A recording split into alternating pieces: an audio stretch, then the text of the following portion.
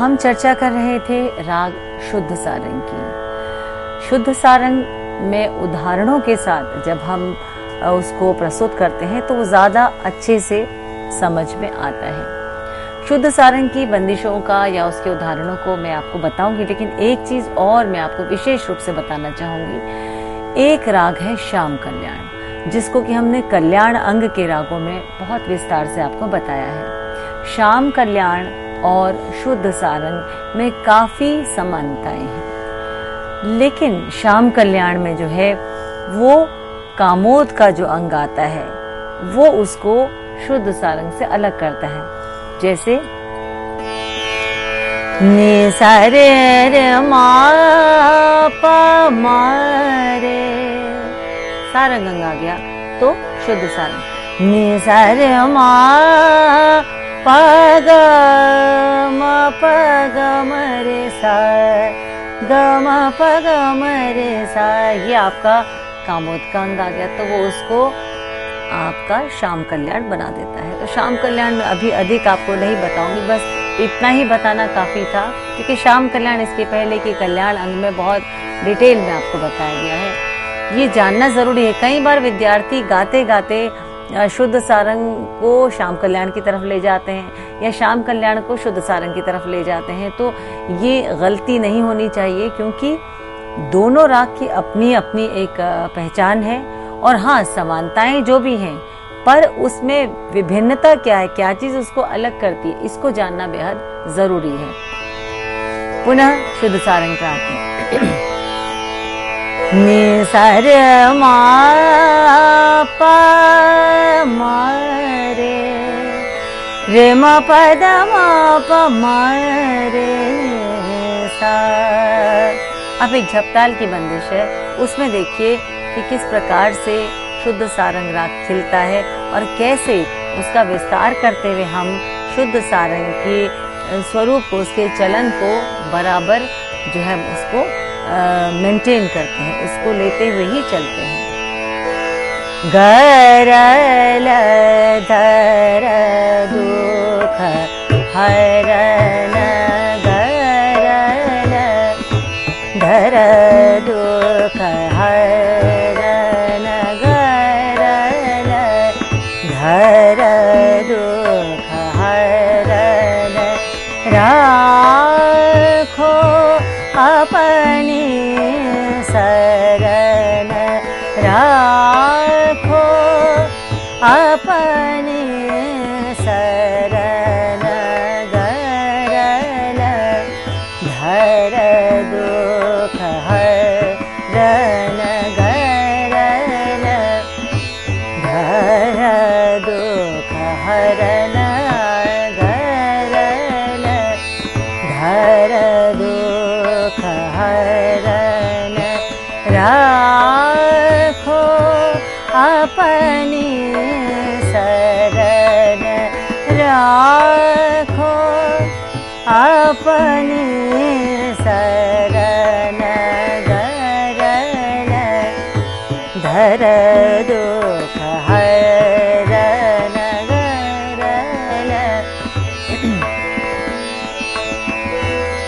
गरल गरल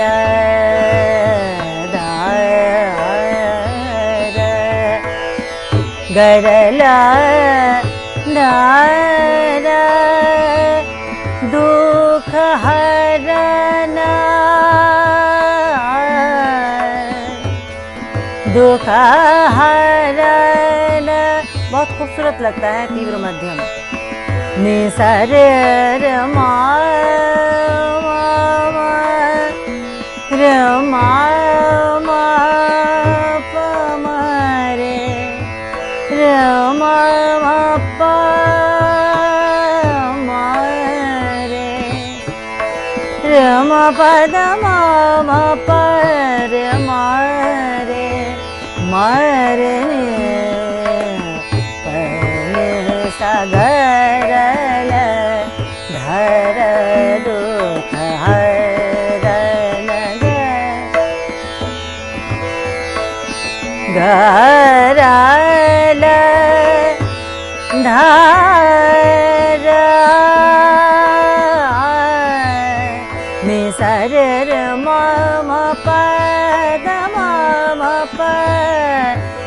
मारे मा मा पर मारे। तो पंचम श्री ऋषभ की को जिस प्रकार से आया जाता है तो ये भी बहुत खूबसूरत प्रतीत होता है।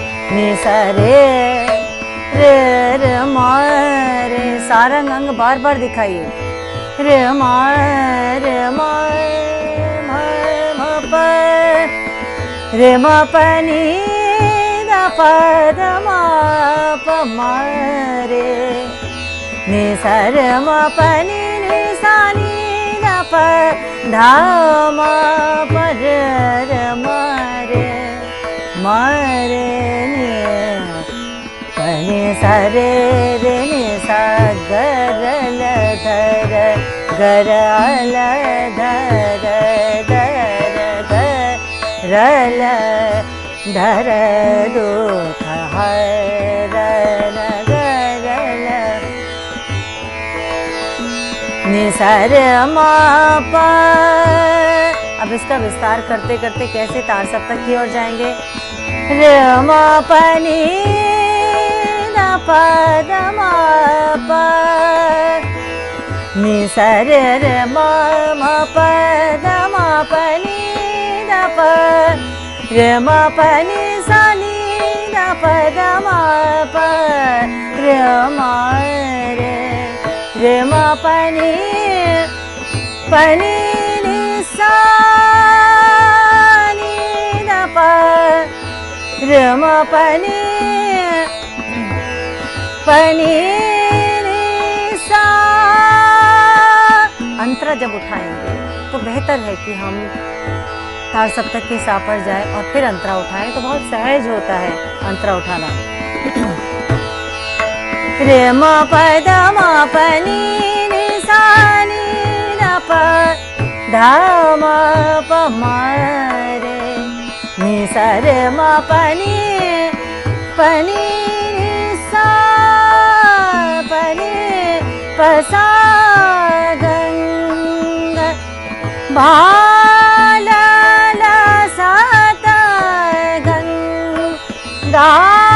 भाल लसत काम कोटिन लजत डिमिक डमरू बजत डिमिक डमरू बजत तापे लागे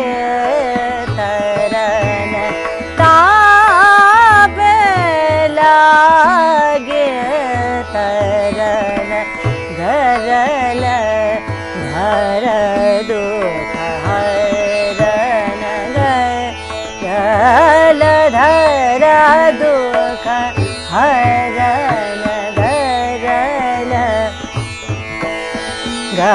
गरल धर दुख हरन गरल धर दुख हरन गरल धर धर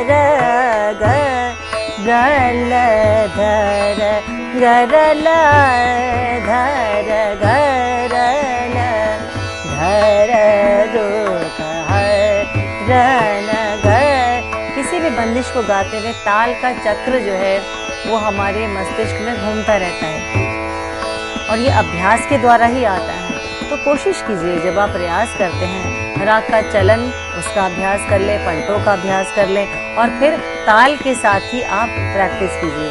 ताल के साथ आप जब रियाज करेंगे तो कहीं ना कहीं आपके दिलो दिमाग में जो है वो ताल का चक्र जो है वो अपने आप घूमने लगेगा और फिर आपको ताल के साथ गाने में ये खुद ही पता चल जाएगा कहाँ से मुखड़ा उठाना है, कहाँ पर खाली है, कहाँ पर ताली है। और वो आप गाते गाते बंदिश को बार बार उस पर गाते तो आपको वो पॉइंट नज़र आता है कहाँ से मुखड़ा उठाना है, वो मात्रा नज़र आती है और आप कभी भी बेताले नहीं होते। यदि आप कभी बेताले होते भी हैं तो कोई बात नहीं, फिर से प्रैक्टिस कीजिए। यही तो रियाज का अर्थ ही यही होता है कि हम बार बार जो है उसका अभ्यास करें, तभी वो हमारी समझ में आता है और जब समझ में आता है तो गाना जो है वो बहुत अच्छा लगता है और बहुत आसान हो जाता है हमें किसी भी राग का विस्तार करना या उसमें तान और आलाप को बनाना, उसको कैसे हम उसमें फिट करेंगे, ये एक तरह से कहते बहुत स्वच्छंद रूप से आप उसको करने लगेंगे। गरल धर दुख हरल गरल धर धर गरल धर दुख हरल गरल निसर रे मा मा प रे मा प ग मा प मा रे मा प नि सा नि दा प दा मा प मा रे नि सा रे मा प नि सा नि दा प दा मा प मा रे नि सा म रे नि सा ग र ल सा नि दा प, ऐसे करके नहीं लेना चाहिए। सा नि दा प दा मा प, तभी उस राग की वास्तविकता, उसकी खूबसूरती आएगी। रे मा प दा मा प मा रे नि सा रे रे मा मा प धा मा प मा रे म रे नि सा ग र ल धर दुख हरन राखो अपने शरण राखो अपने शरण गरल धर दुख हरन गरल धर गरल धर गरल धर। कुछ बंदिशों को इसलिए उदाहरण के तौर पे आपको बताया जाता है कि जब हम किसी राग को कर रहे होते हैं, किसी राग का अभ्यास कर रहे होते हैं, तो हमको अलग अलग तरह की बंदिशें गानी चाहिए। बंदिशों को, जिनको चीज़ें भी कहते हैं लोग, बंदिशों को गाने से क्या होता है कि वो बंदिश तो राग में ही बनाई गई है, राग में ही पिरोई गई है। तो हम जब बंदिश गाते हैं तो अपने आप ऑटोमेटिकली हम उस राग को गा रहे हैं, बार बार बार बार बार बार उसको गा रहे हैं, तो उसके स्वर हमारे को एकदम क्लियर हो जाते हैं, उसके स्वर जो हैं हमारे समझ में एकदम बैठ जाते हैं। तो यदि हम उसके बाद अपना रियाज भी कर रहे हैं, आलाप भी कर रहे हैं, तो यदि हम कुछ गलत करते हैं तो खुद ब खुद पता चल जाता है कि ये कुछ ना कुछ ये गलत है, कुछ ना कुछ ये एक जो चलन चल रहा है उससे बिल्कुल हट के है। तो फिर जब हम उसको चेक करते हैं तो तब समझ में आता है कि हाँ, ये यहाँ पर ही हमसे गलती हुई है। चेक कैसे करें, ये भी एक प्रश्न आता है। चेक करें तो हम जब गाते हैं तो यदि हमें किसी स्वर पर थोड़ा बहुत भी यदि कुछ डाउट लगता है कि ये हमारा स्वर कुछ गलत लग रहा है, तो हम उस वक्त हारमोनियम की मदद भी ले सकते हैं। हम उस स्वर को बजा कर देख सकते हैं कि ये स्वर कैसा है, क्योंकि हम अपने आप को चेक करें, उसको साथ बजाकर हम गा नहीं रहे हैं। हारमोनियम एक बहुत सुंदर वाद्य है संगत के लिए, और उससे, लेकिन उसको लेकर जब हम गाएंगे तो हमें शायद ये पता नहीं चलेगा हम किस स्वर को कितना सही गा रहे हैं। तो बेहतर है तानपुरे से गाइए, और फिर जहाँ चेक करना है तो हारमोनियम पर उस नोट को दबाकर आप चेक कर सकते हैं कि क्या मैं गलत तो नहीं गा रहा हूँ, क्या मैं कोई और सुर तो नहीं लगा रहा हूँ। यदि कोई और सुर लग रहा है तो कौन सा सुर है, उसको बजा कर देखिए कि वो सुर इस राग में प्रयोग हो रहा है कि नहीं। तो ये चीज़ आपको ध्यान देनी है। एक और बंदिश जो है 3 तार की प्रस्तुत कर रहे हैं। कैसे कैसे जाऊं, कैसे कैसे जाऊं, शाम मिलन को गरबा, शाम मिलन को गरबा, कैसे कैसे जाऊं, कैसे कैसे जाऊं, कैसे कैसे जाए, शाम मिलन को गरबा, शाम मिलन को गरबा, कैसे कैसे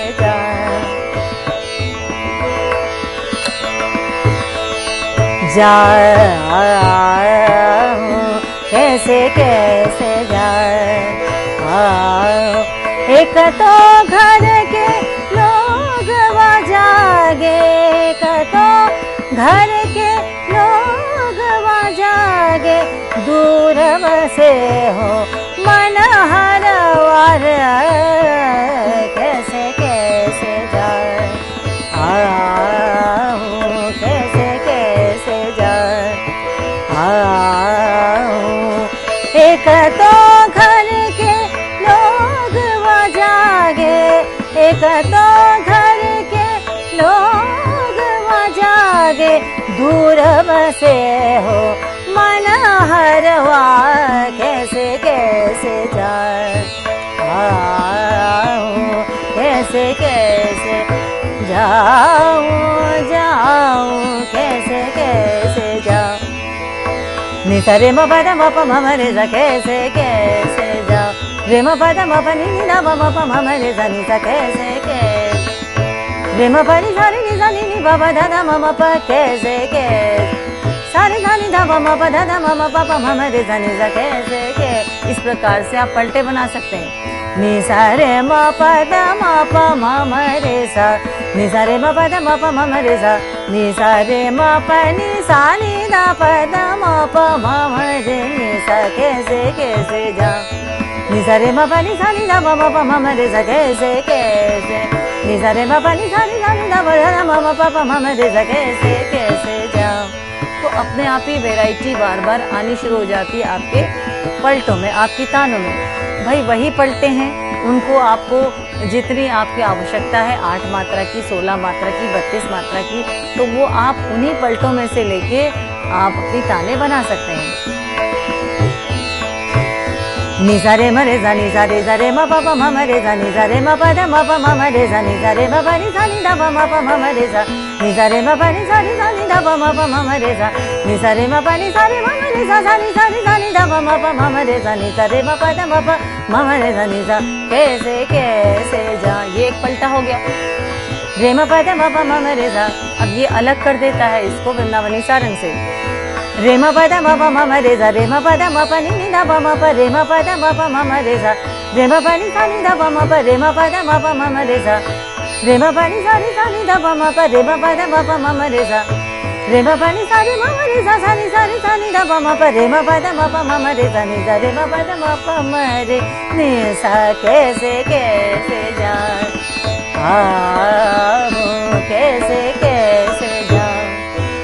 अब मंद्र सप्तक को लेते हुए भी लिया जा सकता है। हालांकि सारंग अंग के जो राग है वो ज़्यादातर मध्य और ताड़ सप्तक के में ज़्यादा जो है खिलते हैं, जितने भी सारंग अंग के राग हैं। लेकिन जब रागों का अभ्यास किया जाए तो मंत्र को हम अभ्यास के समय नहीं छोड़ सकते। कभी कभी मंत्र के स्वर भी हमें लेने चाहिए। कैसे कैसे कैसे जाए पनी सारे नि सारे म प द म प म रे सा नि सा पनी सारे नि सारे म प द म प प नि सारे नि सा नि नि प प द म प प म रे सा नि सा पनी सारे नि सारे म प द म प म रे सा कैसे कैसे जा पनी सारे नि सा। आपके सारंग का पनी सारे नि सा, तो जो औडव जाति का जो शुद्ध सारंग है वो इससे एकदम क्लियर होता है। पनी सारे नि सा। अब यदि हम इसको ऐसे गाते हैं पनी द सा नि रे सा, जैसे कि कई कई बंदिशों में भी मिलता है और उसको बखूबी गाते भी हैं, तो वो आपको षाड़व जाति का बना देता है शुद्ध सारंग। पनी सारे नि सा रे म प द म प म रे सा नि सा पनी सारे नि सा रे म प द म प प नि सा नि सा नि प प द म प प म रे सा कैसे कैसे जा रे रे नि सा द प प द म प प म रे सा नि सा पनी सारे नि सा रे प प नि सा पनी सारे नि सा रे म प नि सा रे सा नि दा प म प म रे सा नि सा रे म प कैसे कैसे जा। तो आपको जो स्वर गुच्छ बताए गए हैं, जो सारंग अंग बताया गया, उसको तो आपने दिखाना ही है, लेकिन साथ ही साथ जो शुद्ध सारंग की अपनी एक पर्सनैलिटी है या कहें अपना एक चलन है, अपना एक स्वरूप है, वो भी आपको जब तक स्पष्ट होगा तभी आप इस राग को न्यायपूर्वक इसको गा बजा सकेंगे। तो राग को समझना जरूरी, जैसे मैं अपने हर वक्तव्य में कहती हूँ कि राग को समझना बेहद जरूरी।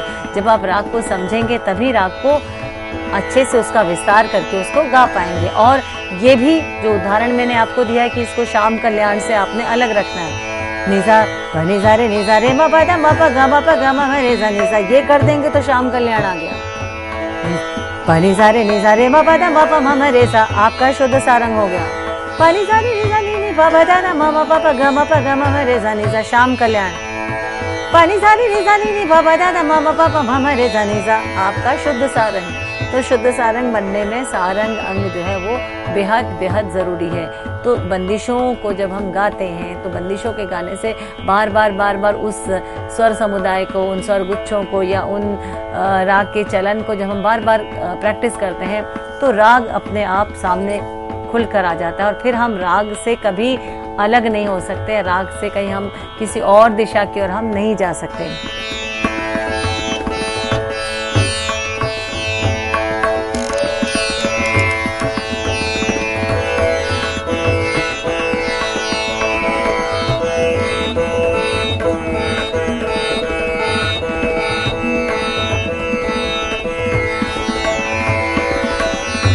अब एक देखिए विलंबित ख्याल भी इसमें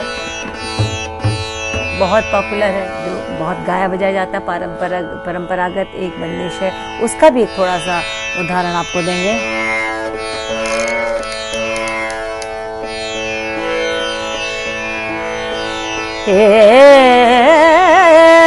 मंगल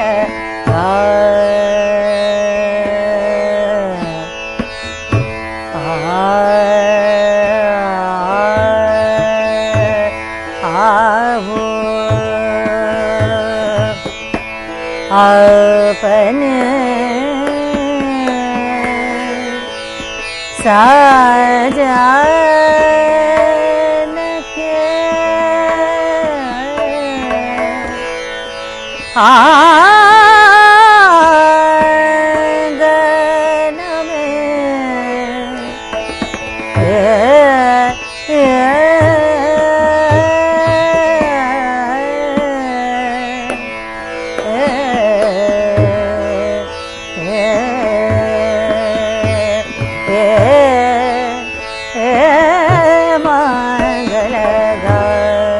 विलंबित ख्याल में, क्योंकि सम विलंब से आता है, आराम से पूरा ताल जो है विलंबित रूप में बहुत स्लो टेम्पो में या बहुत स्लो स्पीड में चल रही है, तो इसलिए यहाँ पर राग का चलन या राग का विस्तार करना बहुत आसान हो जाता है।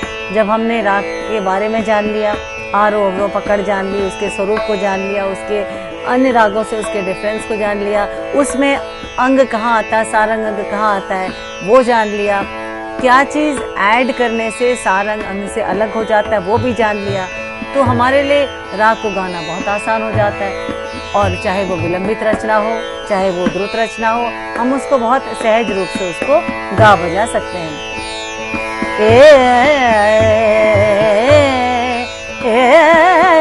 मंगल गा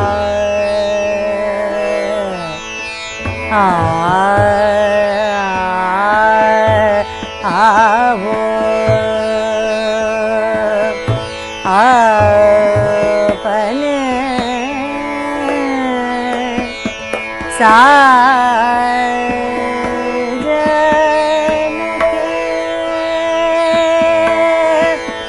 के आंगन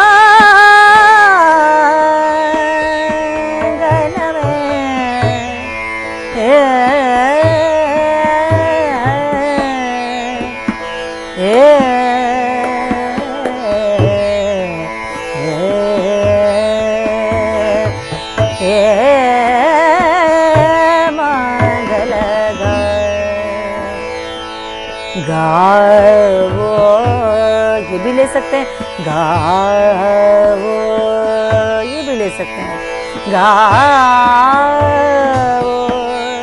सारंगम, गावो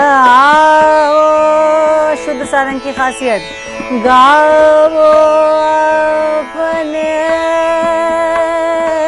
पंचम जो इसका संवादी स्वर है उस पर न्यास, अपने धैवत का हल्का सा प्रयोग, अपने साजन, मध्यम का कर्ण लेकर ऋषभ को आना, साजन के मंगल गा।